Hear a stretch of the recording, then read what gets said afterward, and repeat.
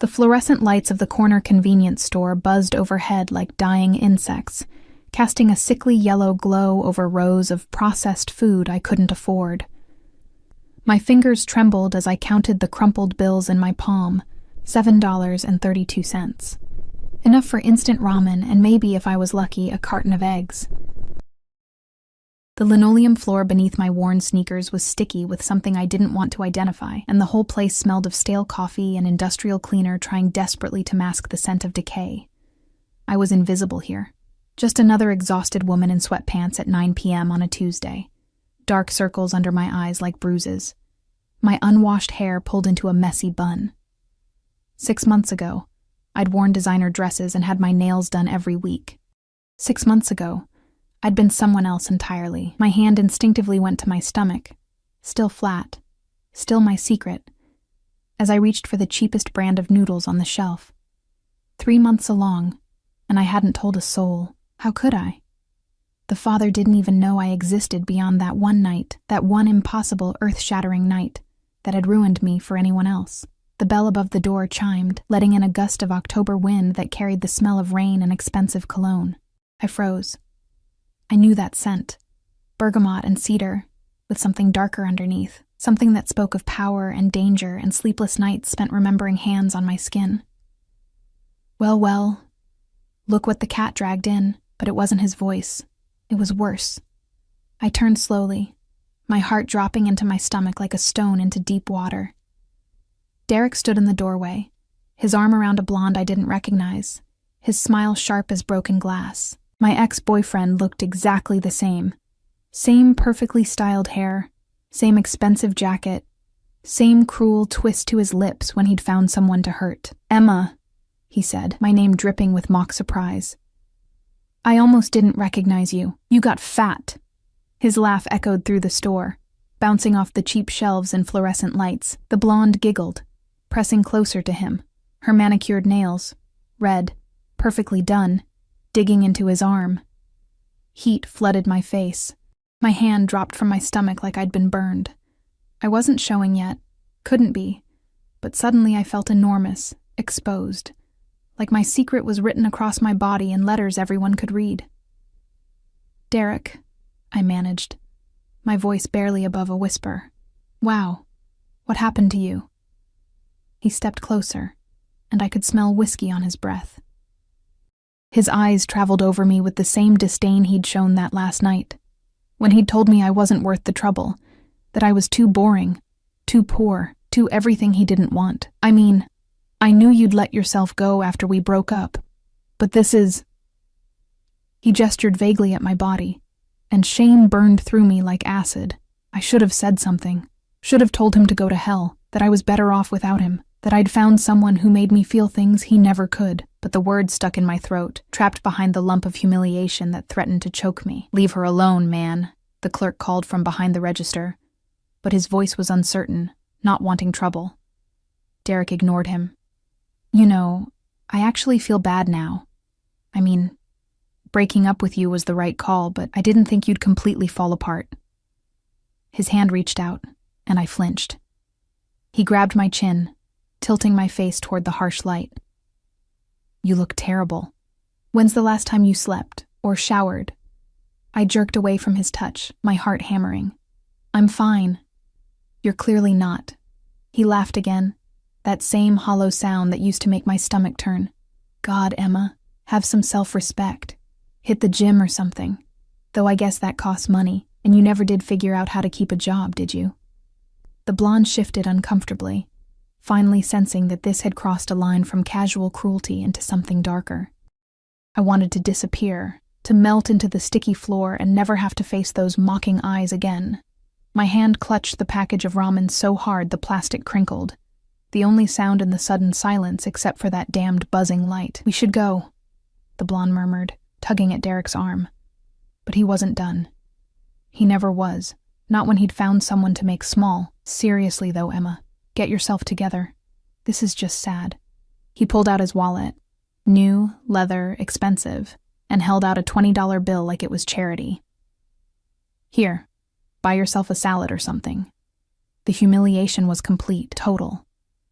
I stood there, frozen, unable to move or speak or do anything but exist in this moment of absolute degradation. That's when the door chimed again. The temperature in the store seemed to drop 10 degrees. The air changed, became heavier, charged with something I couldn't name. Every instinct I had suddenly screamed danger, but not the kind that made me want to run, the kind that made me want to lean closer. I smelled him before I saw him. That same cologne, but richer now, more potent.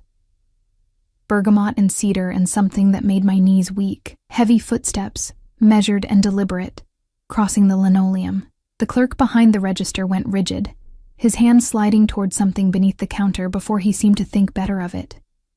Derek's smile faltered. His girlfriend's face went pale. I turned. He stood 3 feet away, and the world narrowed to just him.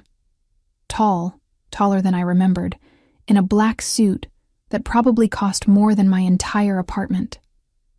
The fabric moved like liquid shadow across shoulders that could carry the weight of empires. His face was sharp angles and dangerous beauty, with eyes so dark they were almost black, fixed on Derek with the focused intensity of a predator that had just spotted prey. But it was the stillness that terrified. The absolute, utter quiet of a man who didn't need to raise his voice to make people bleed. 2 other men flanked him, both built like brick walls, both with the telltale bulges under their jackets that said they were armed.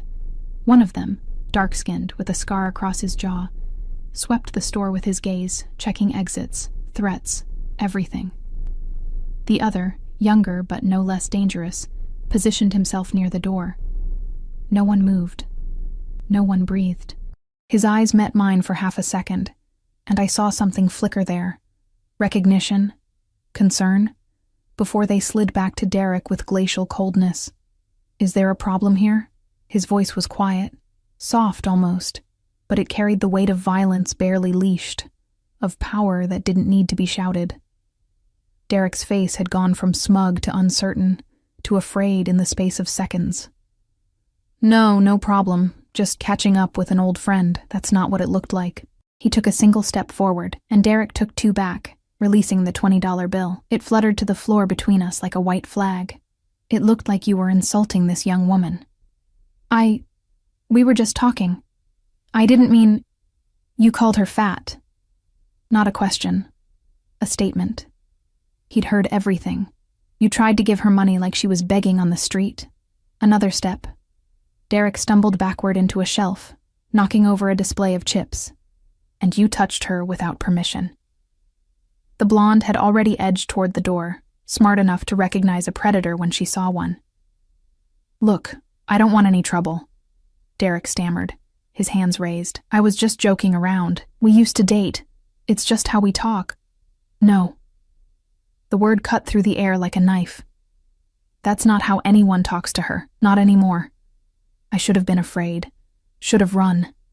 This man, whose name I didn't even know, who I'd spent one perfect, terrible night with 3 months ago, was clearly dangerous. Everything about him screamed organized crime, from the expensive suit to the armed guards, to the way the clerk was now pretending to be very interested in something under the counter. But all I felt was a flutter in my chest that had nothing to do with fear. His hand moved, a subtle gesture, and the man with the scar stepped forward. Derek made a strangled sound. "Please," Derek whispered. "I'm sorry. I'm so sorry. I'll leave. I'll never bother her again, I swear." "You'll do more than that."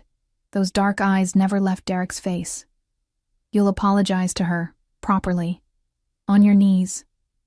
The store was so quiet I could hear my own heartbeat, rapid and wild. Derek's face went from white to red, humiliation and fear warring in his expression.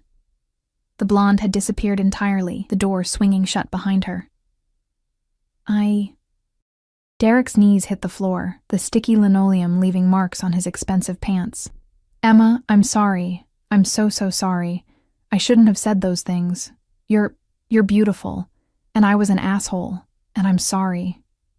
The words should have felt good. Vindication, revenge, all the things I'd dreamed about in the months since Derek had torn my heart out and stomped on it. But I felt nothing except an overwhelming awareness of the man standing beside me, radiating controlled violence, and something else I couldn't name.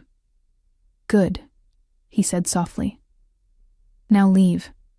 If I ever hear that you've spoken to her again, if you've so much as looked in her direction, if you've breathed the same air," he didn't finish the sentence. He didn't need to. Derek scrambled to his feet and ran. Actually ran, leaving the $20 bill on the floor, leaving his dignity, leaving everything in his desperation to get away. The door chimed. Silence fell.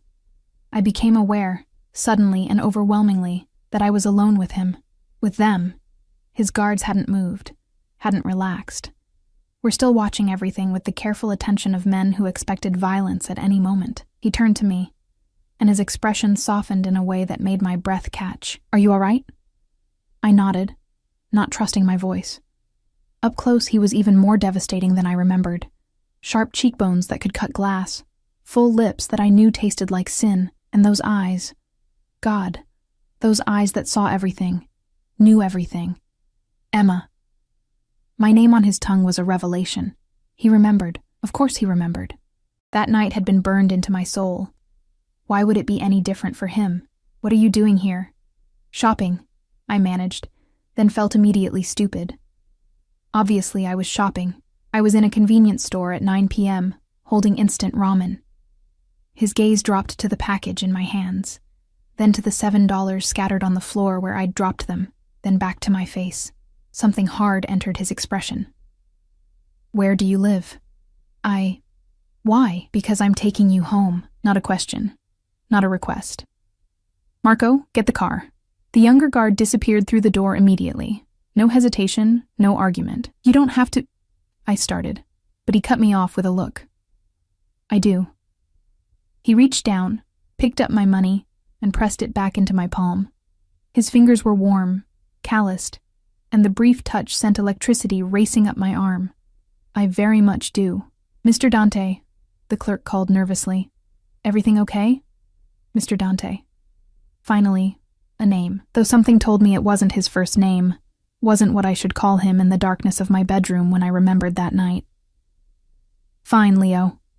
He pulled out his wallet, black leather, thick with bills, and laid $500 bills on the counter. "For your trouble, and your discretion."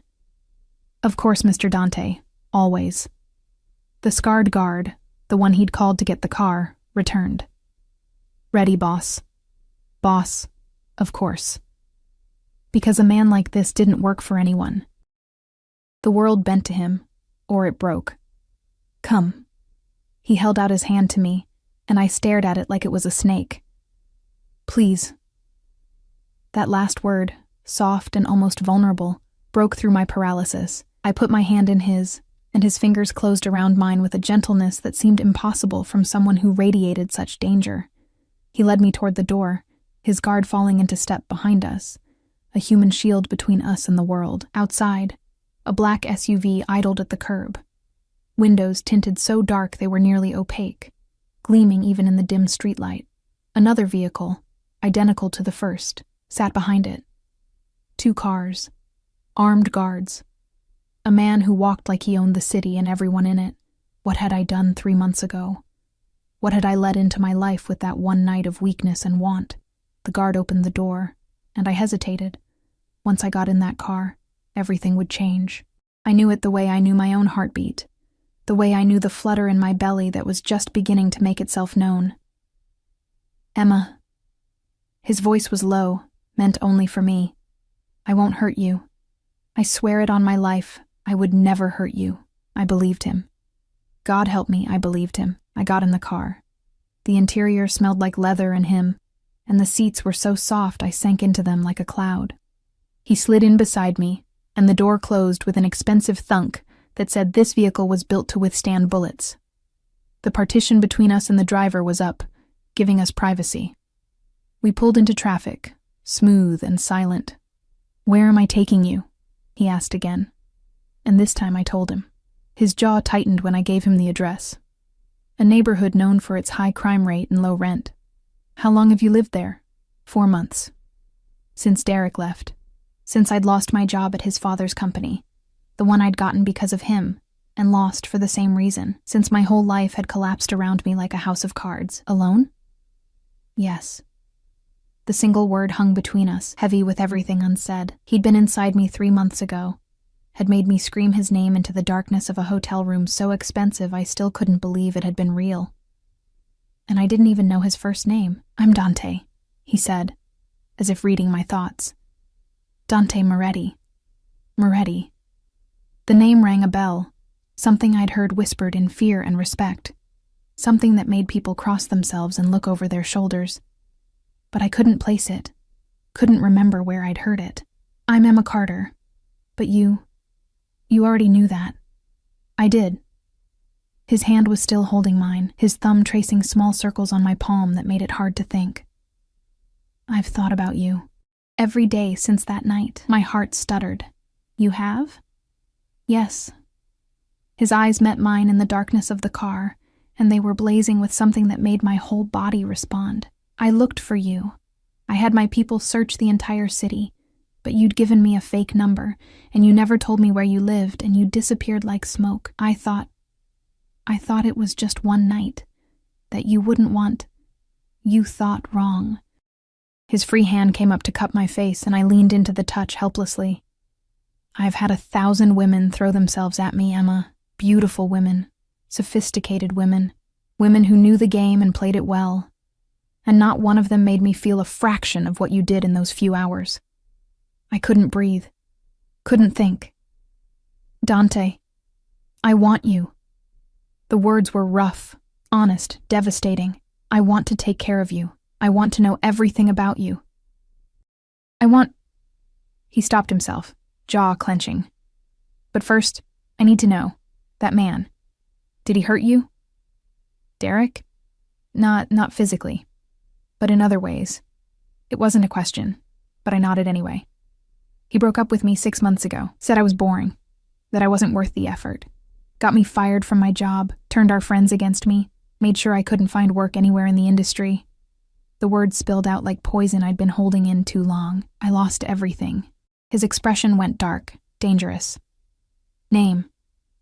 "What?" "His full name, Emma, where he works, where he lives, everything." "Why?" But I knew why. Could see it in the cold fury that had replaced the warmth in his eyes. "Because men who hurt you cease to exist in my world." He said it so simply, like it was obvious. Like ruining or ending someone was as easy as breathing. Unless you tell me not to, I should have told him no. Should have been horrified. Should have demanded he let me out of the car. But all I felt was a dark satisfaction that someone finally cared that I'd been hurt. "Derek Morrison," I heard myself say. "He works at his father's investment firm downtown. Lives in the Riverside Towers, penthouse level." Dante's smile was sharp and cold as winter. "Good girl." The car slowed, and I realized with a start that we were already at my building, a concrete nightmare with broken security doors and graffiti on the walls. Shame burned through me. This was where I lived now. This was what I'd become. The guard opened the door, but Dante didn't release my hand. "I'm walking you up." "You really don't." "I do." He stepped out of the car, pulling me gently with him. "Marco, stay with the vehicles. Luca, with me."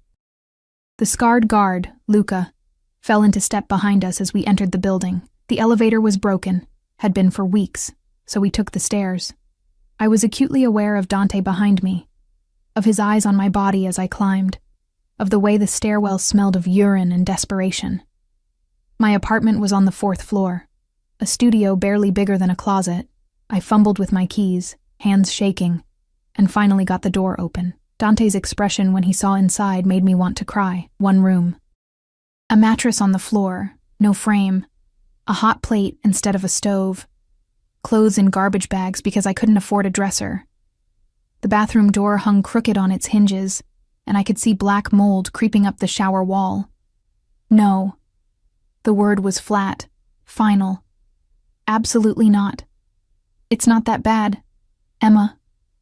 He turned to me, and his face was harder than I'd ever seen it. "You're not staying here. Get what you need. You're coming with me." "I can't just—" "You can." His hands gripped my shoulders, not hard but firm, unmovable. "I have 7 properties in this city. You can choose any of them. But you're not spending another night in this place. Dante, I don't even know you. You know enough. His eyes dropped to my stomach, and my blood turned to ice. And I think there's something you need to tell me. The world stopped spinning. My hand flew to my stomach instinctively, protectively. And that single gesture told him everything. His eyes tracked the movement, then locked onto my face with an intensity that made my knees weak. How long? His voice was controlled, too controlled, like he was holding back a storm. I don't...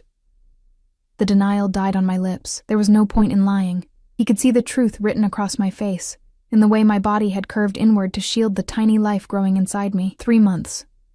The math was simple, devastating, perfect. Mine.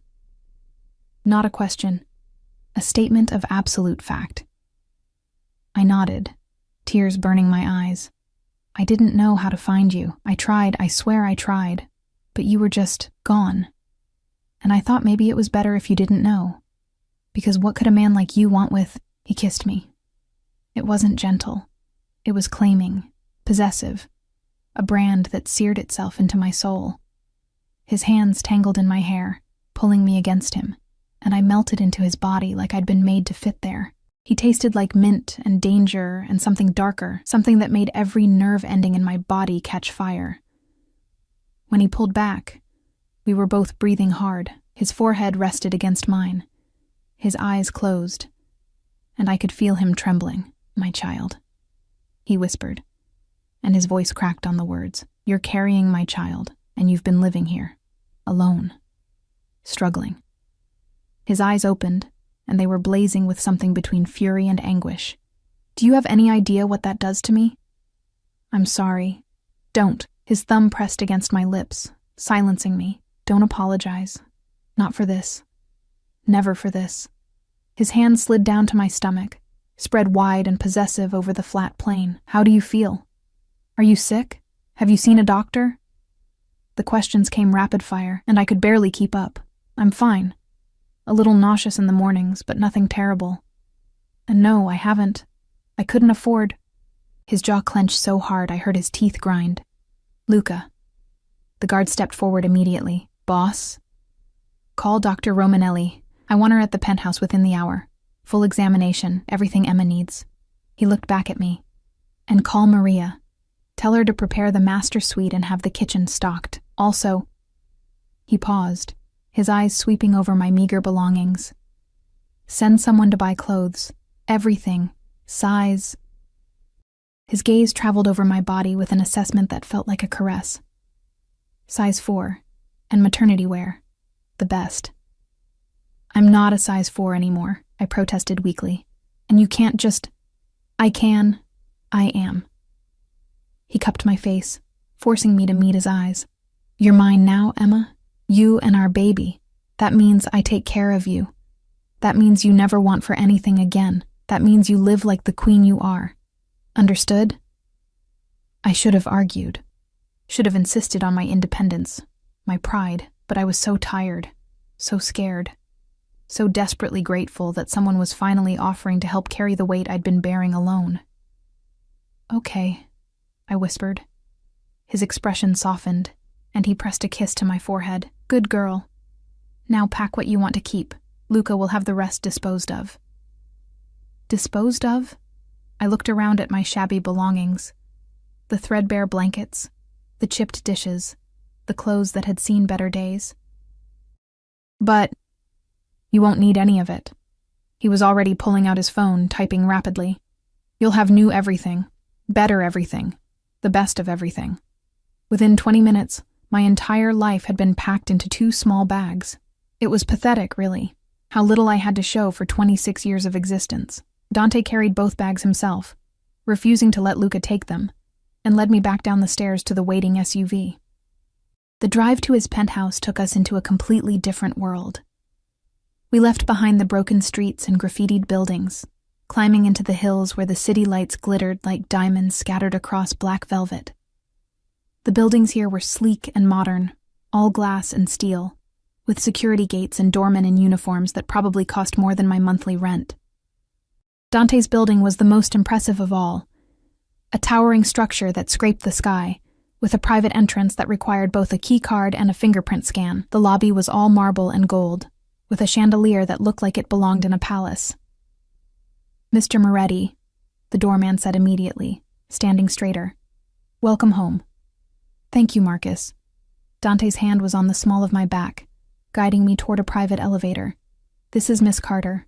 She'll be living here now. Make sure she has full access to everything." "Of course, sir."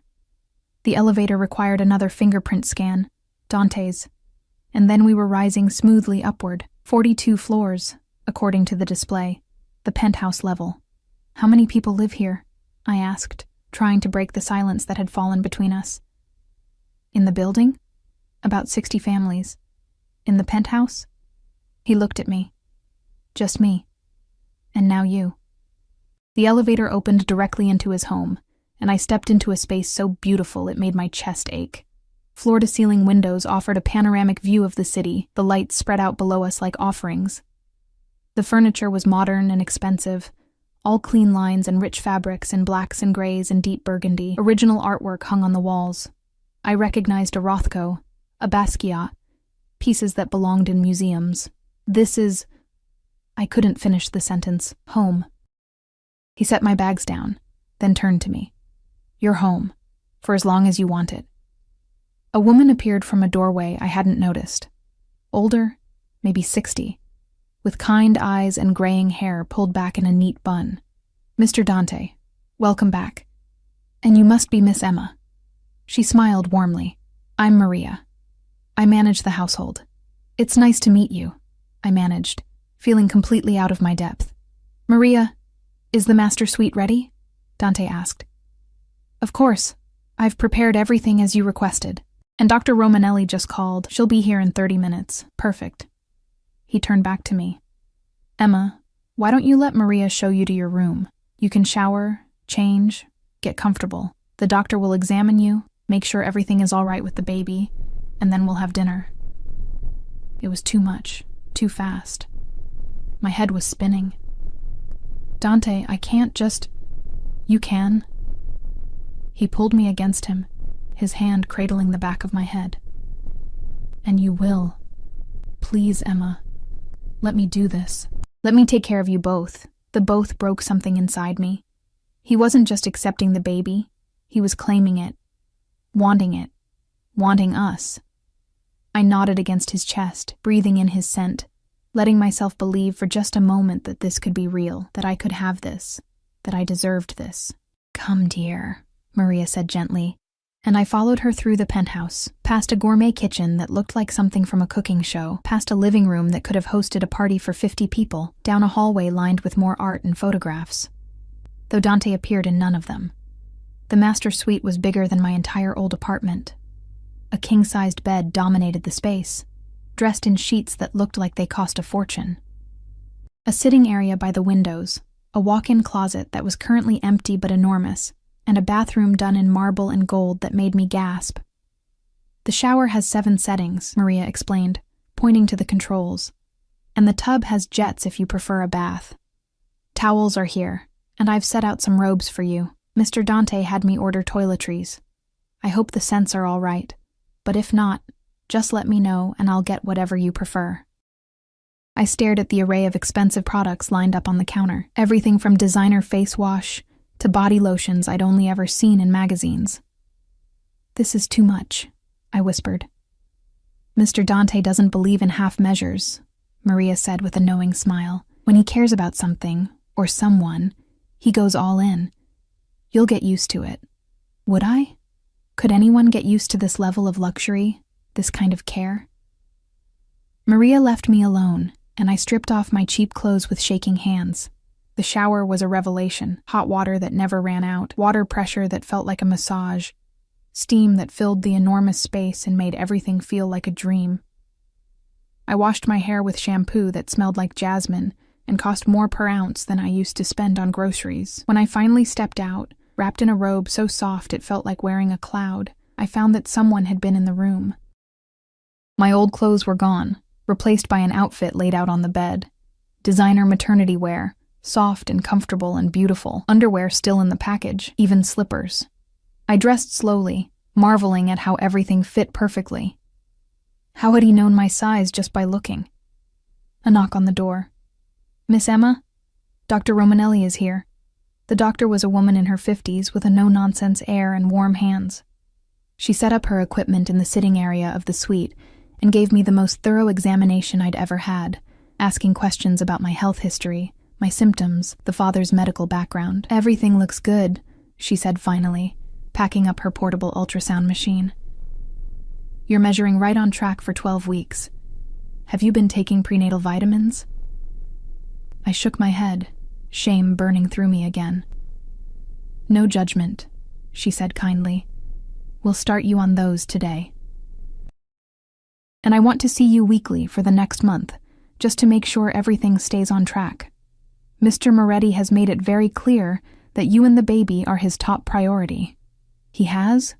She smiled. "I've known Dante since he was a boy. I've never seen him like this. You must be very special." Before I could respond, the door opened and Dante strode in. He'd changed too. Still in black, but more casual now. Slacks and a button-down with the sleeves rolled up, revealing forearms corded with muscle and marked with scars I wanted to trace with my tongue. "Well?" he demanded, going straight to the doctor. "Is she all right? The baby?" "Both are perfectly healthy," Dr. Romanelli assured him, "though Emma needs to gain some weight. She's underweight for this stage of pregnancy." His jaw clenched. "I'll make sure she eats. I'm standing right here," I protested. He looked at me, and his expression softened. "How do you feel?" "Overwhelmed, confused, like I'm dreaming and I'm going to wake up back in that apartment." "You're never going back there." He crossed to me, pulled me to my feet, into his arms. "I'm going to take care of you, Emma, you and our child. I'm going to give you everything you've ever wanted, and things you haven't even thought to want yet. And in return, all I ask is that you let me." "Why?"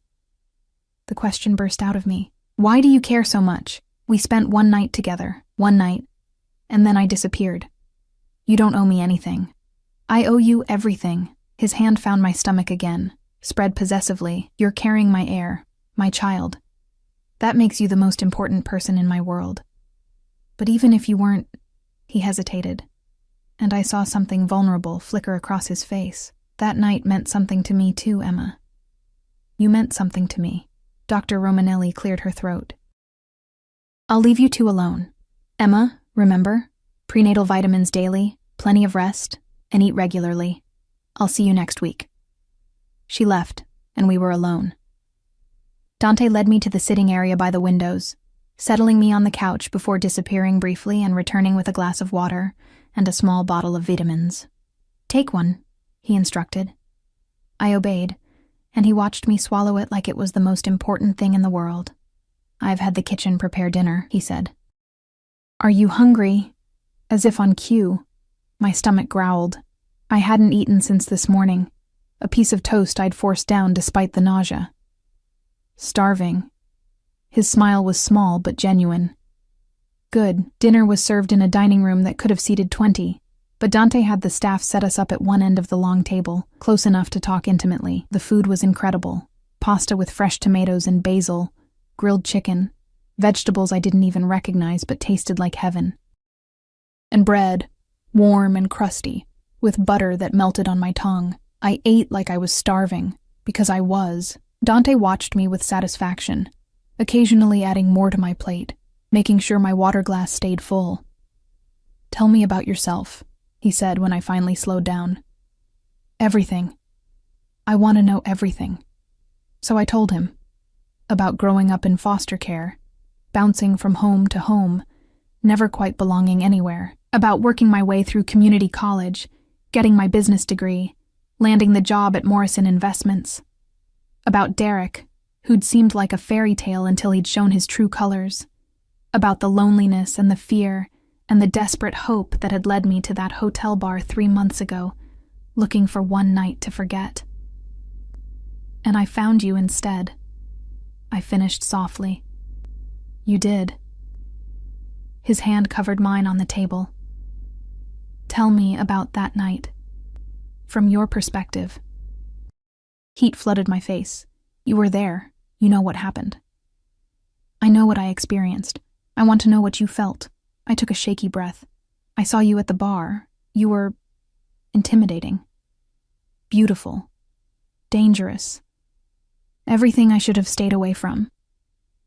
But when you looked at me, I felt like I was the only person in the world. Like I mattered. You did. You do. We talked for hours, about everything and nothing. You made me laugh. You listened when I talked. I closed my eyes. And when you kissed remembering. I'd never felt anything like that. Like my whole body was on fire. Like I was finally alive. I felt it too, he said roughly. Like lightning. Like coming home. And then the hotel room. God, Dante, the things you did to me. The things we did to each other. His eyes were dark, hungry. I've never lost control like that. Never wanted someone so badly I couldn't think straight. And when I woke up and you were gone, I panicked, I admitted.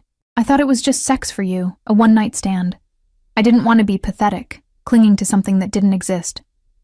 It existed. It exists. He stood, pulled me to my feet, backed me against the wall. Do you feel this? His body pressed against mine, hard and wanting. This is real, Emma. This need. This hunger. I haven't touched another woman since that night. Haven't wanted to. Because none of them are you. His mouth crashed onto mine and I was lost. His hands were everywhere, learning my new curves, the subtle changes pregnancy had made to my body. When he cupped my breast, fuller now, tender, I moaned into his mouth. Too much. He murmured against my lips. Not enough. I pulled at his shirt, desperate to feel skin. Please, Dante, I need a discreet cough from the doorway. We sprang apart to find Maria standing there, her eyes carefully averted. Forgive the interruption, Mr. Dante, but you have a call. Mr. Salvatore says it's urgent. Dante's expression went cold, hard. The lover disappeared, replaced by the dangerous man I'd seen in the convenience store. Tell him I'll call back. He said it concerns the Rossi situation. A muscle ticked in his jaw. Fine. 5 minutes. He looked at me, and his face softened. I'm sorry, Kara. I have to take this, but don't go anywhere. We're not done. He kissed me once more, hard and possessive, then disappeared through a door I hadn't noticed. I stood there, my body still thrumming with need, my mind spinning. What was I doing? This man was clearly involved in something dangerous, something illegal. The guards, the security, the way people reacted to his name. It all pointed to one conclusion. Dante Moretti was in the Mafia, and I was carrying his child. The reality hit me like a freight train, and I sank into the nearest chair, my hand going to my stomach. What kind of life was I bringing this baby into? What kind of danger? But even as the thoughts formed, I knew the truth. I was already in too deep, already too attached, already too in love with the man who'd claimed me, body and soul, who'd vowed to protect me and our child no matter what. For better or worse, my fate was tied to Dante Moretti's now. And God help me, I didn't want to escape. I woke to sunlight streaming through floor-to-ceiling windows and the warm weight of an arm draped across my waist. For a moment, I didn't remember where I was. Then it all came rushing back. The convenience store, Derek's cruelty, Dante's intervention, the revelation about the baby, the fact that I'd fallen asleep in Dante Moretti's bed. I turned carefully, not wanting to wake him, and found myself face to face with the most dangerous man I'd ever met. In sleep, he looked younger, almost peaceful. The hard edges that made people flinch softened, revealing the man beneath the reputation. Dark lashes fanned across sharp cheekbones, and his lips, those lips that had kissed me senseless last night, were slightly parted. He'd come back from his phone call to find me curled up on the couch, exhaustion finally catching up with me. I remembered him carrying me to bed, his voice a low rumble against my ear as he promised I was safe. Remembered protesting weakly that I should sleep in a guest room, and his flat refusal. You're mine, he'd said simply. You sleep where I sleep, now, in the morning light. I could study him properly. The scars I'd noticed on his forearms extended up his biceps, some thin and surgical, others jagged and violent. A lifetime of danger written on his skin. My fingers itched to trace each one, to learn the story behind every mark. Staring is rude, Kara, he murmured, his eyes still closed. I jumped, heat flooding my face. I wasn't. You were. His eyes opened, dark and amused. I don't mind. Look all you want. He stretched, the movement causing the sheet to slip lower, revealing a chest carved from marble and marked with more scars. A tattoo sprawled across his ribs, Italian words I couldn't read, surrounded by elaborate designs that looked like they'd taken hours to complete. What does it say? I asked, reaching out to touch before I could stop myself. His hand caught mine, pressed my palm flat against his skin. His heartbeat thundered beneath my touch. La familia è tutto. Family is everything. Is that true? For you? His expression grew distant. It's supposed to be. In my world, family is law. Blood is sacred. You protect your own above all else. He focused on me again. But I learned young that blood doesn't always mean loyalty. Sometimes the family you choose matters more than the one you're born into. What happened? My father happened. His voice was flat, emotionless. He built an empire on blood and fear, controlled everything and everyone around him. My mother, my sister, me. We were all just pieces on his chessboard. When I was 16, I watched him beat my mother unconscious for talking to another man at a charity event. She'd been asking for directions to the bathroom. My breath caught. Dante. She left him that night, took my sister, and ran. My father let them go. They were women, beneath his notice. But me? His laugh was bitter. I was his heir, his legacy. He made sure I understood what that meant. Every scar on my body from age 16 to 23 came from him, training me to be the monster he wanted. You're not a monster, aren't I? He rolled onto his back, staring at the ceiling. I've killed men, Emma, more than I can count. I've built my empire the same way he did, with violence and fear and absolute control. The only difference is, I have limits he never respected.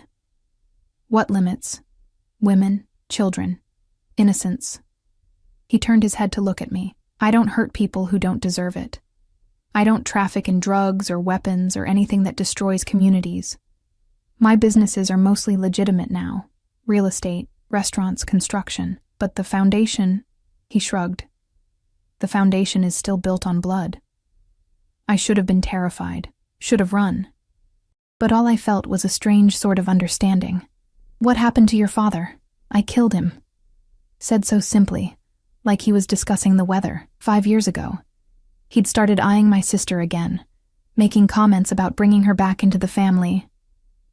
She was married by then, had a daughter, happy, safe. And he wanted to ruin that because she'd defied him by leaving. Dante's jaw clenched. So I went to his house, looked him in the eye, and put a bullet in his brain. And no one stopped you? They helped. A grim smile. Turns out I wasn't the only one who'd been waiting for the old bastard to die. His own men handed me the gun. We lay in silence for a moment, and I processed this new information. Dante Moretti was a killer, a mob boss, a man who'd murdered his own father and taken over a criminal empire. He was also the father of my child, the man who'd looked at my shabby apartment with horror and vowed to take care of me, who'd made Derek apologize on his knees for insulting me. I should be afraid of you, I said quietly. You should be. He rolled back toward me, his hand finding my stomach. But I hope you're not. I'm not. And it was true. I should be, but I'm not. Why? Because you're gentle with me. Because you care about the baby. Because when you look at me, I don't feel invisible anymore. I covered his hand with mine. And because I think beneath all the violence and the power, there's a good man trying to get out. His laugh was sharp, disbelieving. There's nothing good in me, Emma. Then why do you have limits? Why do you care about innocence? Why did you let your mother and sister go? Because they deserved better than him, better than this life. And don't I deserve better too? Doesn't our baby? He froze. Yes. Which is why I should let you go. Send you somewhere safe, far from this world, where you and the baby can have normal lives. Terror shot through me. Is that what you want? No. The word was torn from him. God help me, no. I want to keep you here, locked away where nothing can touch you. I want to watch you grow round with my child. I want to be there for every appointment, every milestone. I want to hold our baby when it's born, and know that I created something good in this fucked up world. His eyes met mine, blazing with intensity, but wanting something and deserving it are two different things. I kissed him, poured everything I couldn't say into the press of my lips against his. That I wanted this too, that I chose him despite the danger. That maybe together we could be something better than we were apart. He groaned into my mouth, rolled me onto my back, settled his weight between my thighs. Emma, he breathed against my lips, we should stop. Why? Because if we don't, I'm going to make love to you until neither of us can walk. And you need to eat breakfast, Dr. Romanelli said. Fuck what Dr. Romanelli said. I pulled at his hair, bringing his mouth back to mine. I need you more than I need food. Careful, Kara. His hips rocked against mine, and I could feel how much he wanted this too. I'm trying to be a gentleman. I don't want a gentleman. I want you. That broke his control. His mouth was on my neck, my collarbone, marking me with kisses that would leave bruises. His hands pushed up the silk nightgown Maria had left for me. When had I even changed into it? And found the changes pregnancy had made to my body. So beautiful, he murmured against my breast, so fucking perfect. He took his time, learning every new curve and hollow, every sensitive spot that made me gasp. When he finally slid inside me, it felt like coming home, like two broken pieces fitting together to make something whole. We moved together in the morning light, slow and deep and perfect. He whispered to me in Italian, words I didn't understand but felt in my bones. When I came apart beneath him, he swallowed my cries with his kiss, then followed me over the edge with my name on his lips. Afterward, we lay tangled together, sweaty and sated. His hand traced lazy patterns on my stomach. I meant what I said last night, he murmured. You're mine now. Both of you. Possessive much? Completely. He pressed a kiss to my shoulder. I don't share, Emma. Not you, not the baby, not anything that's mine. And I protect what's mine with everything I have. Even from yourself? He paused. What do you mean? You said you're dangerous, that I deserve better. So will you protect me from yourself if you think you're hurting me? I would never. Not physically. But emotionally? Dante, this world you live in, these things you do, they're going to affect me too, affect our child. Can you protect us from that? He was quiet for a long moment. I can try. I can keep the worst of it away from you. Keep you safe in this place, in the legitimate parts of my life. But completely separate from it? He shook his head.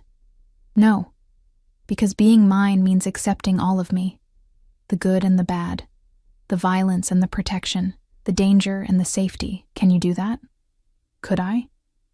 Could I accept loving a man who killed without remorse? Who built his empire on fear? Who would teach our child that family was everything, even when that family operated outside the law? I don't know, I admitted, but I want to try. That's all I ask. He kissed me softly. Now come. You need to eat before I get distracted again. Breakfast was served on the terrace, a space I hadn't noticed last night, with a view that stretched across the entire city. The morning air was crisp and clean, so different from the stale atmosphere of my old apartment. Maria had prepared enough food to feed an army. Eggs, bacon, fresh fruit, pastries, juice, coffee, decaf for me, Dante specified. I ate while he watched, occasionally adding more to my plate, his satisfaction evident every time I took another bite. I have to go out today, he said as I finished my second croissant. Business I can't postpone, but Luca will stay with you, and Maria is here if you need anything. I don't need a babysitter. You need protection. His tone left no room for argument. There are people in this city who would love to hurt me by hurting what's mine. And now that includes you and our baby. The casual way he said it, like threats on my life were just a normal Tuesday, should have terrified me. Maybe it did, a little. What kind of business? I asked. His expression shuddered. The kind that's better you don't know about. Dante, Emma, he took my hand. I'm trying to keep you separate from this part of my life. Let me. Before I could argue, his phone rang. He glanced at the screen and swore in Italian. I have to take this. Finish eating. He stepped away, his voice dropping to a low murmur I couldn't hear. I watched him pace the terrace, one hand in his hair, tension radiating from every line of his body. When he returned, his face was carved from stone. What's wrong? Derek Morrison filed a police report last night. Says he was assaulted and threatened by unknown men. His smile was cold. He's also claiming you were kidnapped. My stomach dropped. What? Don't worry. I have people handling it. But it means, he hesitated. It means you need to make a statement. Tell them you weren't kidnapped, that you came willingly. Of course I'll tell them that. It's the truth. Is it? His eyes searched mine. Because from the outside, it looks like I intimidated your ex-boyfriend, then took you to my home and convinced you to stay. They could argue coercion. That's ridiculous. You saved me from him. You offered me a place to stay. I chose to come here. Then that's what you tell them. He pulled out his phone. I'm calling my lawyer. He'll prep you. Make sure you know what to say. I don't need to be prepped. I just need to tell the truth. The truth has a way of getting twisted in the legal system, Kara. Especially when it involves someone like me. He was already dialing. Just trust me on this. An hour later, I was sitting in Dante's home office, a masculine space of dark wood and leather, across from a man who introduced himself as Vincent Castellano, Dante's personal attorney. He was maybe 50, with silver hair and sharp eyes that missed nothing. Miss Carter, he began, setting a recorder on the desk between us. I need you to tell me in your own words exactly what happened last night. Don't leave anything out. So I told him. About the convenience store, Derek's insults, Dante's intervention, about choosing to come here, about the baby, about everything. Vincent listened without interrupting, occasionally making notes. When I finished, he sat back and studied me. You understand that Mr. Morrison is painting this as a kidnapping? That he's claiming Mr. Moretti threatened him with violence? Dante did threaten him, but Derek deserved it. You should have heard the things he said to me. What Mr. Morrison deserved and what's legal are two different things. Vincent leaned forward. Miss Carter, Emma, I need you to understand something. The police would love any excuse to bring Mr. Moretti down. He's too powerful, too successful, and he operates in spaces they can't touch. But if they can prove he kidnapped you, threatened a civilian, coerced you in any way, but he didn't. I know that. You know that. But perception matters. So when the police come, and they will come, you need to be very clear. You came here of your own free will. You're staying because you want to. Mr. Moretti has made no threats, no demands. You're in a relationship, you're pregnant with his child, and you're here because you choose to be. Understood? I nodded slowly, beginning to understand the precarious position Dante was in. One wrong word from me could destroy him. Good. Vincent stood. They'll probably want to speak to you today. I'll be present for the interview. Don't say anything I don't approve first. He left, and I sat alone in the office, processing everything. This was my life now, lawyers and police interviews and constant awareness that I could be used as a weapon against the man I was falling for. The door opened and Dante entered. He looked tired, stressed in a way I hadn't seen before. Vincent briefed you? He asked. Yes. And you understand what's at stake? I understand that Derek is trying to hurt you by using me. He crossed to where I sat, knelt in front of my chair, took my hands. I'm sorry. This is exactly the kind of shit I wanted to keep away from you. It's not your fault, isn't it? His laugh was bitter. I saw you in that store, being humiliated by that piece of shit, and I couldn't let it stand. I had to step in, had to show him that you were under my protection, and now you're caught up in this mess. I'm glad you stepped in, I said firmly. I'm glad you were there. I'm glad Derek knows he can't hurt me anymore. But at what cost, Emma? You're going to be questioned by police. Your name is going to be in reports. People are going to know you're with me, and that makes you a target. Then protect me. I cupped his face, forced him to meet my eyes. You said you would, that you'd keep me safe, so do it. Something shifted in his expression. Determination replacing the worry. I will. I swear to you, nothing will touch you or our baby. Nothing. The intercom on his desk buzzed. Mr. Moretti? The police are here. He stood, his entire demeanor changing. The vulnerable man disappeared, replaced by the cold, controlled mob boss I'd first seen in that convenience store. Send them up, he said, then to me. Stay calm. Let Vincent do the talking. And remember, you're here because you want to be. 2 detectives arrived, a man and a woman, both looking deeply uncomfortable to be in Dante Moretti's home. Vincent ushered them into a formal sitting room, and I sat on a velvet couch while they asked their questions. Miss Carter, are you here of your own free will? Yes. You weren't coerced or threatened in any way? No. Mr. Morrison claims that Mr. Moretti assaulted him and forced you into a vehicle. Mr. Morrison is lying. I kept my voice steady, even though my heart was racing. Dante, Mr. Moretti, defended me when Derek was insulting me. He offered me a ride home because I was upset. I chose to come here instead. Why? I met the female detective's eyes. Because I'm pregnant with Mr. Moretti's child, and he wants to take care of us. That caused a stir. The detectives exchanged glances, and the male one made a note. And the nature of your relationship with Mr. Moretti? We're together. For how long? Vincent cleared his throat. I don't see how that's relevant to Mr. Morrison's claims. We're trying to establish whether Miss Carter might be under duress, the female detective said. If this is a new relationship, if she's financially dependent on Mr. Moretti. I'm not under duress, I interrupted. I'm in love with him, I'm carrying his child, and I'm here because I want to be. Derek Morrison is my ex-boyfriend who treated me terribly, and he's making these claims because he's angry that someone stood up for me. That's all this is. The interview continued for another 30 minutes, but the detectives seemed to realize they weren't going to get what they wanted. I was coherent, consistent, and clearly not being held against my will. Finally, they left, warning that they might have more questions later. Dante appeared the moment they were gone, pulling me into his arms. You did perfectly. Is it over? For now. He pressed a kiss to my hair. Morrison won't let this go easily. Men like him don't handle rejection well, especially when they're humiliated. But we'll deal with it. How? His smile was dangerous. Leave that to me. 3 weeks passed in a blur of doctor's appointments, shopping trips with Maria, and nights spent in Dante's arms.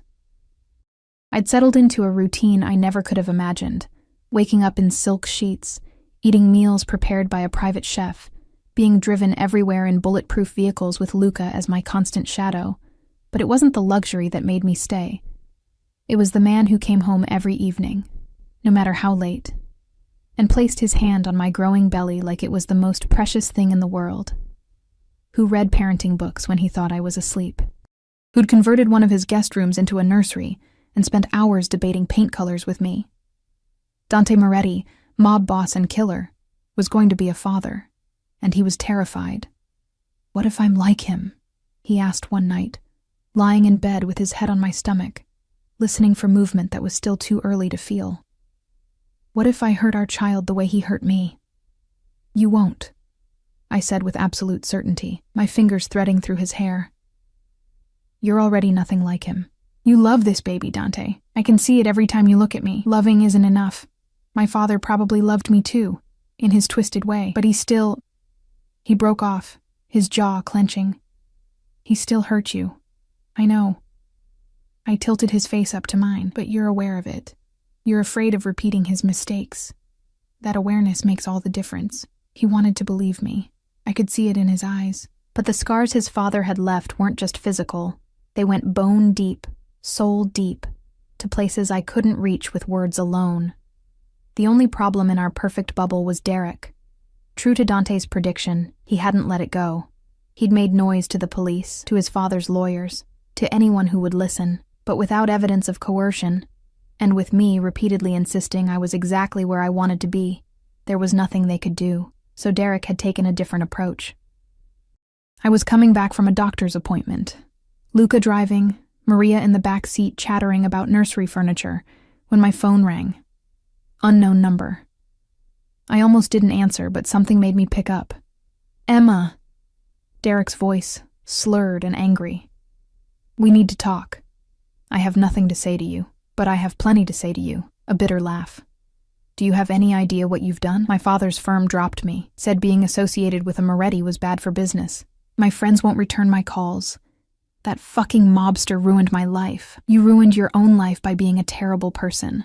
I treated you exactly how you deserve to be treated." His voice rose. "You were nothing when I met you, a nobody from foster care with big dreams and no way to achieve them. I gave you everything. A job, connections, a place in my world. And you repay me by fucking a gangster and getting knocked up?" My hand went protectively to my stomach, even though he couldn't see. "I'm hanging up now. Wait." His tone changed, became pleading. "Emma, please, just meet with me. Let me apologize properly. We can fix this. We can be together again. I'll even raise the bastard as my own." The audacity took my breath away. "You called me fat 3 weeks ago. You humiliated me in public. You got me fired and turned everyone against me, and now you want me back?" I was angry. I made mistakes. But we were good together, Emma. You know we were. "We were never good together, Derek. I just didn't realize it until you showed me who you really are." "And Moretti has?" He laughed, harsh and cruel. "Do you know what he does, Emma? Do you know how many people he's killed? The businesses he's destroyed? He's a monster. And you're just his latest plaything. Once he gets bored, he'll throw you away like garbage. Goodbye, Derek. He'll hurt you." Derek was shouting now. "He'll hurt the baby.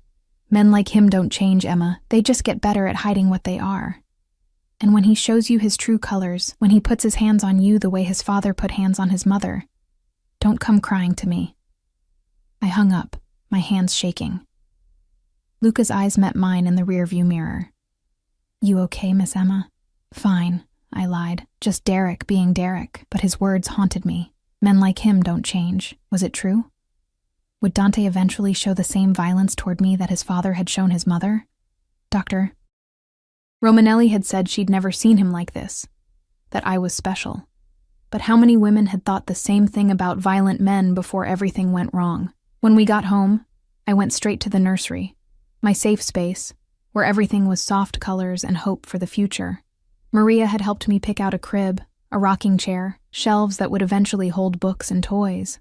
The walls were a gentle sage green, and we'd hung delicate mobiles that turned slowly in the air conditioning. I sat in the rocking chair and placed my hand on my belly, which was finally starting to show. 14 weeks now. In 6 months, I'd be holding my baby, Dante's baby. "What am I doing?" I whispered to the empty room. "What kind of life am I giving you? The best one I can provide." I jumped, turning to find Dante in the doorway. He looked tired. There were shadows under his eyes that hadn't been there this morning, but his gaze softened when he saw me, the way it always did. "How long have you been standing there?" "Long enough." He crossed to me, knelt beside the rocking chair. "What happened?" Derek called. His expression went ice cold. "And said what?" I told him everything. The job loss, the angry accusations, the suggestion that Dante would eventually hurt me. He listened in silence, his hand coming to rest on my knee, his thumb tracing absent patterns. When I finished, he was quiet for a long moment. "He's right," he finally said. "What?" "That I'm dangerous, that I'm a monster, that men like me don't change." He looked up at me, and the pain in his eyes made my chest ache. "He's right about all of it, Emma. The only thing he's wrong about is that I would ever hurt you or our child. That's the one line I will never cross." "How can you be sure?" "Because I killed my father for less." He said it so simply, like it was obvious. If I ever raised my hand to you, even once, I would put a bullet in my own head before I could do it again. That's how sure I am. That's not reassuring, Dante, I know. He pulled me out of the chair, into his lap on the floor, cradling me against his chest. "I know I'm asking you to trust a man who's done terrible things. I know this world I live in is dangerous and dark. But I swear to you, on everything I am, that I will spend every day for the rest of my life making sure you and our baby are safe, happy, loved." I wanted to believe him. God, I wanted to believe him so badly. "Derek said you'd get bored with me, that I'm just a plaything." His laugh was sharp. "Is that what you think? That this He gestured between us. Is just me playing? Emma, I have been obsessed with you since the moment I saw you in that hotel bar. I have thought about you every single day. I turned this city upside down looking for you. And when I found you again, when I learned you were carrying my child, his hand pressed against my stomach. It felt like fate, like everything in my fucked up life had been leading me to you. That's just the baby talking, the heir you mentioned. No. He cupped my face, forcing me to meet his eyes. The baby matters, yes, I won't lie about that. But even if you weren't pregnant, I would still want you here, still want you in my bed, in my life, in my future.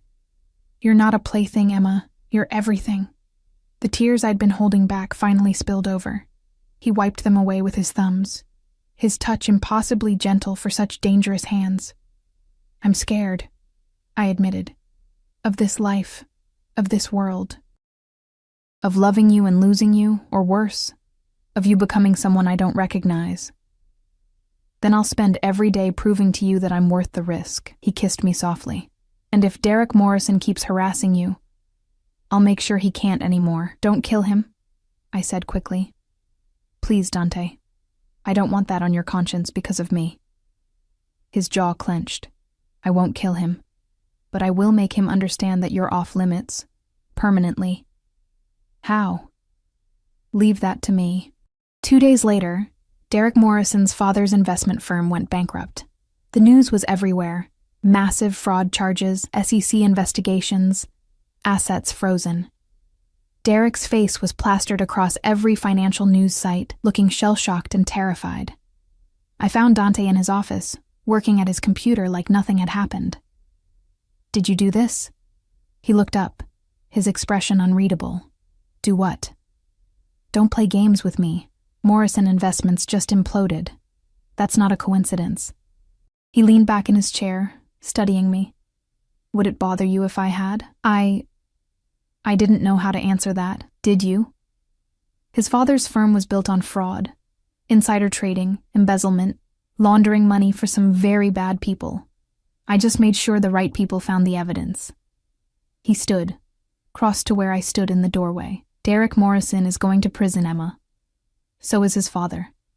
They won't bother you again. You destroyed an entire company. I destroyed a corrupt company that was hurting innocent investors. His hand cupped my cheek. And yes, I did it partly to protect you, to make sure Derek understood that you're mine, and anyone who threatens what's mine pays the price.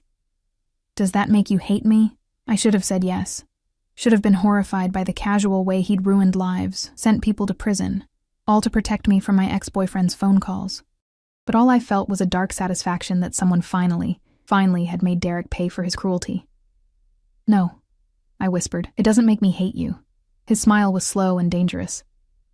Good, because I'm not done yet. What else are you planning? Nothing that concerns you. He kissed me, deep and possessive. Just trust that I'll always protect you, Kara. No matter what it costs. That night, I woke to find his side of the bed empty. I found him in the nursery, sitting in the rocking chair in the dark, his head in his hands. Dante? I approached carefully. What's wrong? I destroyed people's lives today. His voice was raw. Employees who had nothing to do with the fraud. Investors who trusted the wrong firm. Hundreds of people affected because I wanted revenge on one man. I knelt in front of him, taking his hands. You said they were committing fraud, that they were hurting people. They were. But that doesn't make what I did right. He looked at me, and his eyes were haunted. This is what I am, Emma. This is the monster you're choosing. I solve problems with power and violence and manipulation, and I don't lose sleep over it. Or I didn't, until now. Until me. Until you. He pulled me into his lap. You make me want to be better, to be worthy of you, of our child. But I don't know if I can. This is all I know how to be. Then we'll figure it out together, I said firmly. You be the powerful, dangerous man who protects us, and I'll be the conscience that keeps you from going too far. We'll balance each other out. What if it's not enough? Then we'll deal with that too. I pressed my hand to his chest, feeling his heartbeat. But I'm not giving up on you, Dante Moretti. Or on us. He held me tighter, his face buried in my hair. I don't deserve you. Probably not. but you're stuck with me anyway." His laugh was watery, almost broken. "Best thing that ever happened to me." We stayed like that for a long time, holding each other in the nursery while the city lights twinkled outside. Two broken people trying to build something whole. A monster learning to be gentle.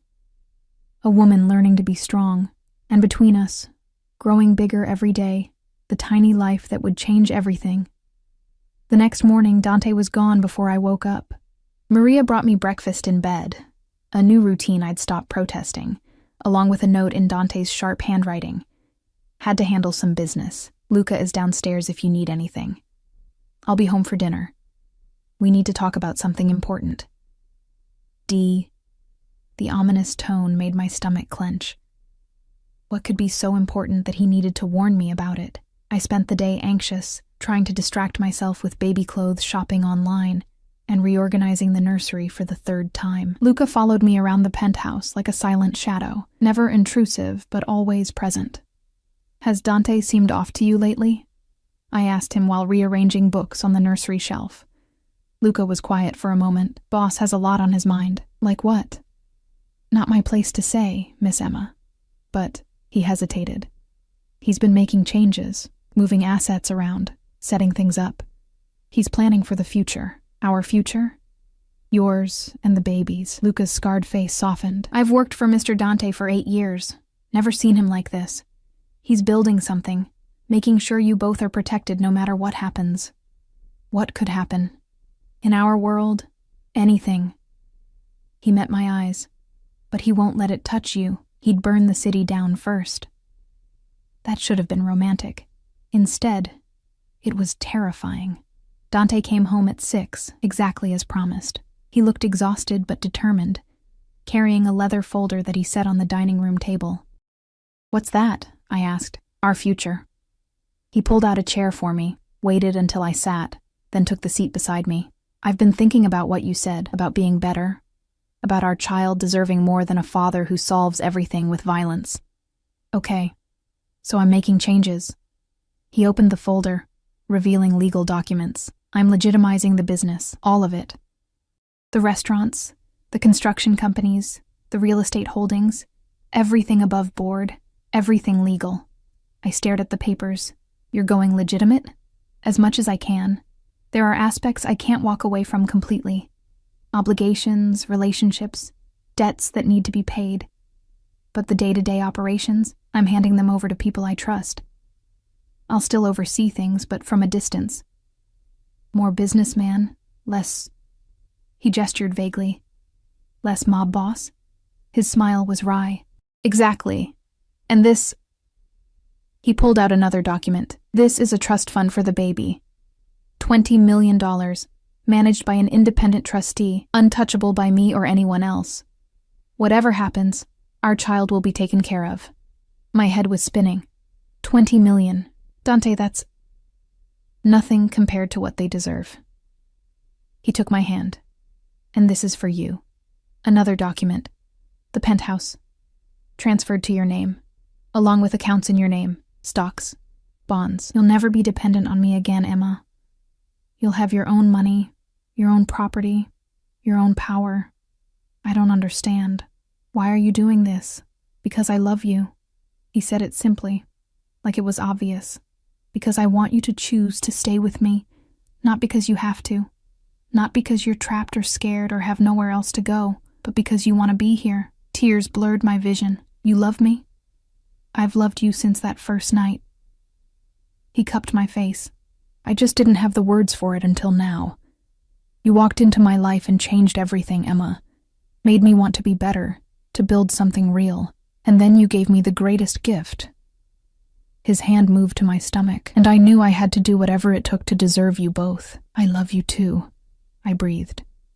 I was so scared to say it, to admit it even to myself, but I do, Dante. I love you so much it terrifies me. He kissed me then, soft and sweet and full of promise. "Marry me." I pulled back, shocked. "What?" "Marry me." He slid off his chair, onto one knee, pulling a small box from his pocket. Inside was the most beautiful ring I'd ever seen. A cushion-cut diamond surrounded by smaller stones, set in platinum. "Be my wife." Let me give you my name, my protection, my everything. Let me be the husband and father I never thought I could be. Dante, I know it's fast. I know we're still figuring this out. But I'm sure, Emma, more sure than I've ever been about anything. His eyes were blazing with certainty. Say yes. Please say yes. I thought about the past 3 weeks. The gentleness he showed me every day, the way he read to my stomach at night, the nursery he'd designed with such care, the empire he was reshaping just to be worthy of us. I thought about Derek's warnings, about the danger and the violence and the darkness that came with loving a man like Dante Moretti, and then I thought about the alternative, a life without him. Raising our child alone, never feeling his arms around me again, never seeing his face light up when the baby kicked. There was no choice. There had never been a choice. Yes, I said, and watched his face transform with joy. Yes, I'll marry you. He slid the ring onto my finger, then stood and pulled me into his arms, spinning me around until I was dizzy and laughing. When he finally set me down, he was grinning like a kid on Christmas morning. We'll do it soon, he said, already planning. Small ceremony, just family and close friends. And then I'm taking you somewhere tropical where I can make love to you on a beach. What about the baby?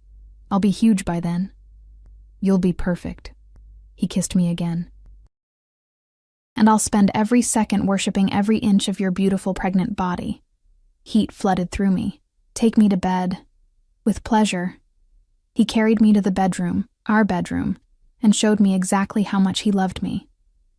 Afterward, lying tangled in sheets that smelled like sex, and him, I felt something flutter in my belly.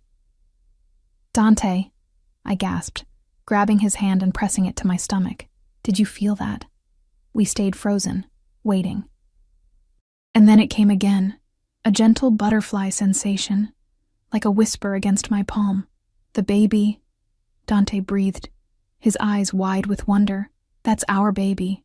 That's our baby, I confirmed, tears streaming down my face. He pressed his forehead to my stomach, and I felt his tears hot against my skin. Hi, little one. It's your papa. I can't wait to meet you. And in that moment, I knew. Whatever darkness came with loving Dante Moretti, whatever danger lurked in his world, this was worth it. We were worth it. Our family was worth everything. 6 months later, I stood in front of floor-to-ceiling mirrors in a private boutique, staring at my reflection. The wedding dress was simple but elegant. Ivory silk that draped over my 8-month pregnant belly, empire waist with delicate beading, and a train that pooled behind me like water. My hair was styled in loose waves, and the diamond earrings Dante had given me last night sparkled in the light. You look beautiful, dear, Maria said, adjusting my veil with tears in her eyes. She'd become so much more than a housekeeper. She was the mother figure I'd never had, the one who held my hair when morning sickness struck, who taught me Italian phrases to surprise Dante with, who'd stayed up late helping me plan this wedding. I look like a whale in silk, I muttered, turning sideways to examine my profile. The baby had dropped last week, sitting low and heavy, making every movement an effort. You look radiant. Dante's sister, Isabella, appeared in the mirror behind me. She'd flown in from Miami 2 days ago with her husband and daughter, and I'd liked her immediately. She had Dante's dark eyes but softer features, and the same fierce protectiveness when it came to family. My brother is going to lose his mind when he sees you, if he even makes it to the ceremony, I said nervously. He's been so tense lately, pre-wedding jitters, Isabella assured me. And the fact that you're about to give birth to his first child any day now. The man's a nervous wreck. That was an understatement. Dante had been hovering obsessively for weeks, insisting on driving me to every doctor's appointment personally, calling Dr. Romanelli at 2 in the morning when I couldn't sleep, reading labor and delivery books like they were battle plans. Last week, he'd installed panic buttons in every room of the penthouse, just in case I went into labor while he was in another part of the house. It's almost time, Maria said, checking her watch. The car is waiting. We were getting married at Dante's private estate an hour outside the city. A sprawling property with vineyards and gardens and enough security to protect a head of state. He'd wanted me somewhere safe, somewhere away from the city where enemies might lurk. I'd stopped arguing about his protective measures months ago. This was who he was, and I'd learned to appreciate it rather than fight it. The ride to the estate was smooth, Luca driving while Isabella kept me distracted with stories about Dante as a child. Apparently, he'd been serious even then, already taking on responsibilities beyond his years, protecting his mother and sister from their father's rages. He used to tell me that one day he'd be strong enough to keep us safe, Isabella said softly. And he kept that promise. Even after we left, he made sure we had everything we needed. He put me through college, bought us our house, walks my daughter down the aisle at her quinceañera because my husband was deployed. Her eyes met mine. My brother has done terrible things, Emma. I won't lie about that. But every single one of them was to protect the people he loves, and now that includes you and that baby. The estate appeared on the horizon, and my breath caught. White tents dotted the lawn, strung with thousands of lights that would glow like stars once evening fell. Flowers everywhere, roses and peonies and hydrangeas in whites and soft pinks. A string quartet practicing near the arbor where we'd exchange vows. It was perfect, intimate. Everything I'd dreamed of but never thought I'd have. Ready? Isabella asked as the car stopped. I took a deep breath, my hand going to my belly where the baby was doing acrobatics. Ready. They'd set up a bridal suite in one of the estate's guest houses, a beautiful room with a fireplace and comfortable furniture where I could rest before the ceremony. Dr. Romanelli was waiting there, having insisted on being present in case I went into labor. "How are you feeling?" she asked, checking my blood pressure. Nervous, excited, like I need to pee every 5 minutes. She laughed. "That's normal. Baby's putting pressure on your bladder. Everything else looks good, though. Heart rate is perfect. Blood pressure normal. You might actually make it to your wedding without going into labor. Might? You're 9 days from your due date and fully engaged. This baby could come any time." She patted my hand. "But I have everything I need just in case. Try to relax and enjoy your wedding day." Easier said than done. My stomach was doing flips that had nothing to do with the baby. A knock on the door, and then Dante's voice. "Can I come in?" "You're not supposed to see the bride before the ceremony," Isabella called out. "I just need 5 minutes. Please, Bella." Isabella looked at me, and I nodded. She ushered everyone else out, leaving me alone with the door between us. "I'm here," I said. "I know I can't see you," Dante said, his voice muffled through the wood. "But I needed to know you're okay, that you're still sure about this. Are you having second thoughts?" "God, no. I'm terrified you are." A pause. "You're about to legally bind yourself to me, Emma. To my name, my world, everything that comes with it. And I keep thinking about all the reasons you should run." I opened the door. He stood there in a black tuxedo that fit him like it was made for his body, which it probably was. His dark hair was styled back from his face, and he'd shaved, revealing the sharp angles of his jaw. But it was his eyes that caught me, vulnerable and uncertain in a way I rarely saw. "You're not supposed to see me," I whispered. "I don't care about superstitions." He stepped inside, closing the door behind him. "I care about you, about making sure you know what you're choosing. I'm choosing you." I took his hands. "I'm choosing us. I'm choosing the life we're building together. And yes, I know what that means. The danger, the complications, the scrutiny. But I also know what I'm gaining. A man who loves me completely, who protects me fiercely, who's going to be an amazing father to our child." His hand cupped my face. "I love you so much it scares me." "Good, because I love you just as terrifyingly much." I pulled him down for a kiss. "Now get out of here before Isabella kills us both for breaking tradition." He kissed me once more, deep and possessive, his hand spreading over my belly. "I'll see you at the altar, Mrs. Moretti." "Not yet. I'm not. Close enough." He grinned, and the vulnerability disappeared, replaced by the confident man I'd fallen for. "1 hour, Kara, and then you're mine forever." The ceremony was scheduled for sunset, and as I walked down the makeshift aisle on Luca's arm, the closest thing to a father figure I had, the sky was painted in golds and pinks and purples. Dante stood at the altar under an archway covered in white roses, and when his eyes met mine, Everything else disappeared. There were only about 30 people present. Dante's most trusted men and their families, Isabella and her family, Maria, Dr. Romanelli, the people who mattered, the people who'd become my family over the past 9 months. The ceremony itself was a blur. I remembered the priest's words in Italian and English, remembered Dante's hands shaking as he slid the wedding band onto my finger, remembered his voice cracking when he said, "I do," and I remembered my own vows, promising to love him, to build a life with him, to stand beside him through whatever came. "I now pronounce you husband and wife. You may kiss your bride." Dante kissed me like he was drowning and I was air, like I was the only thing keeping him anchored to this earth. The small crowd cheered, and when we broke apart, we were both crying. "Mine," he whispered against my lips. "Finally, completely mine." "Yours," I agreed. "Always yours." The reception was held under the tents, with food and music and dancing. Dante refused to leave my side, his hand constantly on my lower back or my stomach, his eyes tracking my every movement like he was afraid I'd disappear. "Dance with me," he murmured during a slow song. "I can barely walk, let alone dance. Then let me hold you while we sway." He pulled me close as my belly would allow, and we moved slowly to the music. His hand pressed against my back, supporting my weight, and I rested my head on his shoulder. "Thank you," I whispered. "For what?" "For finding me. For choosing me. For giving me this."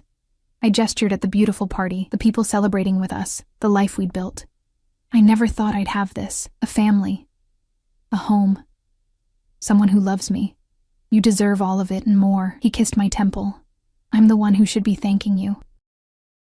You took a broken, violent man and made him want to be better. You gave me hope for a future that isn't just blood and power. You gave me—" I gasped, doubling over as pain lanced through my abdomen. "Emma?" Dante's voice went sharp with panic. "What's wrong?" I don't know. Just a cramp. Oh, God." Wetness flooded down my legs, soaking through my dress. My water just broke. Chaos erupted. Dr. Romanelli appeared immediately, ushering me toward the house while Dante barked orders at his men. Within minutes, they'd transformed one of the bedrooms into a delivery room. Medical equipment Dr. Romanelli had brought just in case, now being put to use. "How bad is the pain?" she asked, helping me out of my wet dress and into a hospital gown. "It's—" Another contraction hit, and I grabbed Dante's hand hard enough to hurt. "It's bad. Really bad. That's normal. First babies usually take a while, but with how fast your water broke." She checked my dilation and frowned. "You're already at 6 centimeters. This baby's coming fast." The next few hours were a blur of pain and pressure, and Dante's voice in my ear, talking me through each contraction. He never left my side, never flinched when I squeezed his hand hard enough to break bones, never looked away even when I screamed obscenities at him. "You did this to me," I shouted during a particularly bad contraction. "This is your fault." "I know, Kara. I'm sorry. You're doing so well. So strong. I hate you." "I know. I love you too." Despite everything, I laughed. Then another contraction hit, and I was crying again. "Almost there," Dr. Romanelli encouraged. "You're at 9 centimeters. Just a little more." I can't do this." "Yes, you can." Dante's forehead pressed against mine. "You're the strongest person I know, Emma. You survived foster care. You survived Derek. You survived loving me. You can do this." "Stay with me," I begged, terrified suddenly. "Don't leave me. Never. I'm right here. I'm not going anywhere." 20 minutes later, Dr. Romanelli announced I was ready to push. The pain was indescribable, like being torn apart from the inside. But Dante was there, coaching me through it, telling me I was amazing, that he could see our baby's head, that we were almost done. "One more push," Dr. Romanelli urged. "Give me everything you have." I pushed with every ounce of strength I had left, and then suddenly the pressure was gone, and there was a new sound in the room, a loud, angry wail. "It's a girl," Dr. Romanelli announced, and I sobbed with relief and joy and exhaustion. They placed her on my chest moments later. This tiny, perfect creature with a head full of dark hair and eyes that were trying to focus on my face. She was red and wrinkled and absolutely beautiful. Oh my God, I breathed. Dante, look at her. He was crying openly, his hand trembling as he touched her tiny head. She's perfect. She's absolutely perfect. Do we have a name? Dr. Romanelli asked. Dante and I looked at each other. We'd discussed names for months but could never agree. Now, looking at our daughter, I knew exactly what she should be called. Sophia, I said. After your mother. Dante's expression crumbled, and he pressed his face into my hair to hide his tears. Sophia Grace Moretti, he managed. If that's okay with you. It's perfect. They let us hold her for a few minutes before taking her to clean her up and do the necessary checks. Dante stayed with me while Dr. Romanelli delivered the placenta and stitched me up, never letting go of my hand. You were incredible, he said, brushing sweaty hair back from my face. I have never been more in awe of anyone in my life.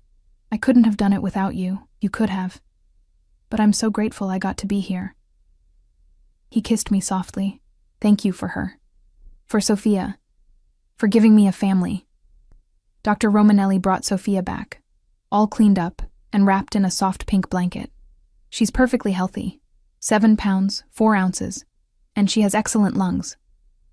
As if to prove it, Sophia let out another wail. I brought her to my breast, and after a few tries, she latched on and began to nurse.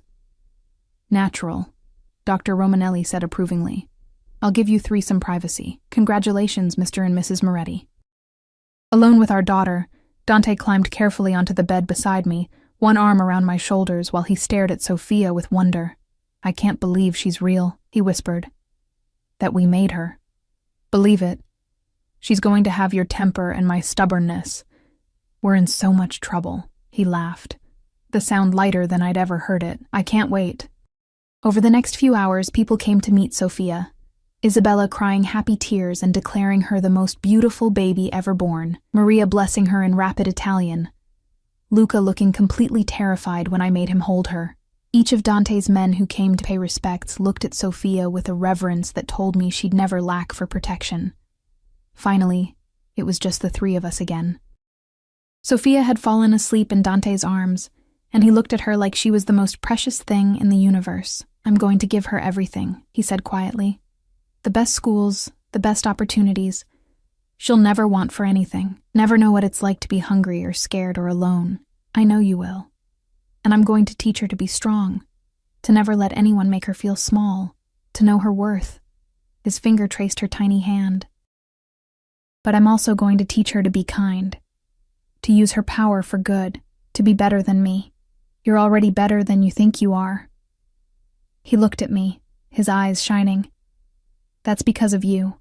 You made me better, Emma. You and Sophia. You're my redemption. And you're our protection, our home. I leaned against him, exhausted but happy. We're a family now.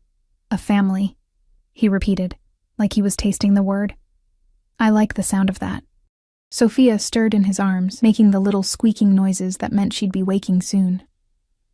Dante stood carefully, walking her over to the window where the sun was beginning to rise over the vineyard. Look, Piccolina, he murmured. That's your world out there, and your papa is going to make sure it's safe for you. That you can grow up without fear, without violence, without any of the darkness I knew. He pressed a kiss to her forehead. You're going to change everything, little one. You already have. I watched them silhouetted against the sunrise. My husband and my daughter, the 2 most important people in my world, and felt a peace I'd never known. Yes, loving Dante Moretti came with danger. Yes, there would be challenges ahead. But we would face them together, as a family. The girl from foster care who'd never belonged anywhere had finally found her home. Not in a place, but in the arms of a man who'd move heaven and earth to protect her, and in the tiny life they'd created together. Derek had been right about one thing. I had gotten fat. Beautifully, gloriously fat, with the child of the most powerful man in the city. The man who was now my husband. The man who'd saved me, claimed me, loved me with an intensity that still took my breath away. And I wouldn't change a single thing. Come back to bed. I called softly to Dante. All three of us should rest. He returned with Sophia, settling us both against his chest. The baby's breathing was soft and steady between us, and I felt Dante's heartbeat strong and sure beneath my cheek. I love you, he whispered into my hair. Both of you. More than anything in this world. We love you too, I whispered back. Always. Outside, the sun continued to rise, painting the sky in golds and roses. A new day. A new beginning. A new life built on love instead of fear. On hope instead of violence. On the promise that broken people could create something beautiful together. Sophia Grace Moretti would grow up knowing she was wanted, cherished, protected. She would never know the loneliness I'd felt, the fear Dante had experienced. She would be raised in love by parents who'd found each other against all odds and chosen to build something better. And maybe, just maybe, that was enough. Not redemption exactly, but something close to it. A chance to break the cycle, to create light from darkness. To prove that even in the dangerous world of organized crime, love could flourish, and families could thrive. Derek Morrison had mocked me in that convenience store, called me fat, tried to humiliate me. He'd meant to destroy what little confidence I had left. Instead, he'd set in motion a chain of events that gave me everything I'd ever wanted. A husband who worshipped me. A daughter who would never doubt her worth. A family that was mine, completely and irrevocably mine. I closed my eyes, listening to Sophia's soft breathing and Dante's steady heartbeat, and smiled. Thank you, Derek, I thought, for being exactly the asshole you are, because without you, I never would have found my way home.